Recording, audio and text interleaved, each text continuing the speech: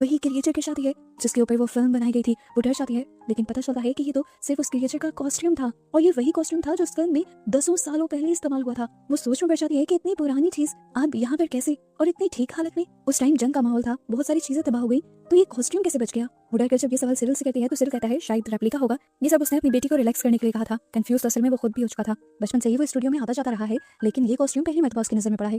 खैर ये लोग दोबारा रील सेट करने में लग जाते हैं और इतने में जेफ आकर इनसे कहता है इस तरह तो कमर्शियल पूरी नहीं होगी, डेडलाइन भी आ जाएगी। सिरिल उसे कहता है जाओ जाके डेडलाइन एक्सटेंड करवा दो, हम नहीं आ रहे। जेफ जब उनके ऊपर गुस्सा होता है तो सिरिल उसे भी डांट कर निकाल देता है और यह से कहता है जानबूझ कर कर रहा है ये लड़का, इसे पता है कि हम लोग कितना करीब पहुंच गए हैं मंजिल के, हम इसे आगे ना निकल जाएं इसीलिए ये कर रहा है। सिरिल के सर पे जुनून इतना ज्यादा चढ़ गया था कि आधी रात को भी वो जाकर रिया को उठा देता है और उससे कहता है जल्दी प्रीव्यू तैयार करो, अंकल रोयल आ रहे हैं सब कुछ देखने के लिए।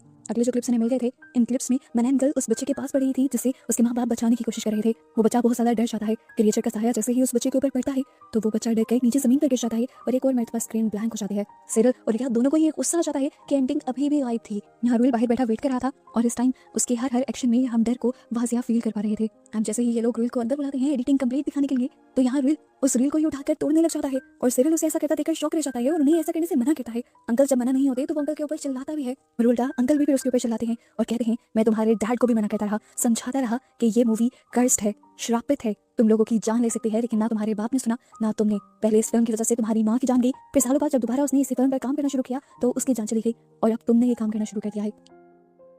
सिरिल को उसकी बातों पर यकीन नहीं आ रहा था तो अंकल ने उससे पूछा क्या तुमने मनैन गर्ल का कॉस्ट्यूम देखा है? वो हाँ में जवाब देता है तो अंकल उस कॉस्ट्यूम को मांगते हैं। जब ये लोग वहाँ कॉस्ट्यूम लेने के लिए जाते हैं तो कॉस्ट्यूम इस टाइम वहाँ नहीं था। ये लोग पागलों की तरह उस कॉस्ट्यूम को ढूंढने लगे और तभी अचानक मनैन गर्ल अंकल रोयल के सामने आकर खड़ी हो गई। दूसरी तरफ हमें दिखाया जाता है कि रिया इन सारी चीजों के बाद बहुत ज्यादा कंफ्यूज हो गई थी कि आखिर इस मूवी में ऐसा था क्या जिसकी वजह से सब कुछ हो रहा था। वो जब गूगल करती है तो उसे बहुत सी अनसेटलिंग चीजें मिलती हैं। इस मूवी की लीड एक्ट्रेस स्टेला इस मूवी को पढ़ने के बाद ज्यादातर मेंटल हॉस्पिटल में रही। वहीं पर रिया को एक रिकॉर्डिंग भी मिलती है जहाँ पर स्टेला उसके ग्रेट ग्रैंडफादर के ऊपर उसकी इज्जत को खराब होने का इल्जाम लगा रही थी। वो कहते हैं कि जिस सेट पर ये लोग काम कर रहे थे वहाँ से कुछ अननेचुरल चीजें भी उसके सामने आ गई हैं और वो उन अननेचुरल चीजों को किसी एंटिटी का नाम नहीं देती, यानी कोई भूत वगैरह नहीं कहती। वो कहती है कि मेरे शर्म, मेरे गुस्से और मेरे दर्द ने एक सुपर नेचुरल रूप ले लिया है और वही अब मनैन गर्ल बन गई है और वो मनैन गर्ल इस पूरी फैमिली को श्राप देती है एंडरसन की ब्लड लाइन का कोई भी जिंदा नहीं बचेगा, मैं सबको मार डालूंगी। इसी टाइम पर जेफ वहां जाता है जहाँ पर रिया बैठ के रिसर्च कर रही थी। वो सबसे कहता है साइड प्रोजेक्ट करते रहो, अपना काम ना करना। वो कहता है ये रील में उठाकर लेके जा रहा हूँ, जब तक अब कमर्शियल फिनिश नहीं होती कोई ये काम नहीं करेगा। हालांकि रिया उसे रोकती रह जाती है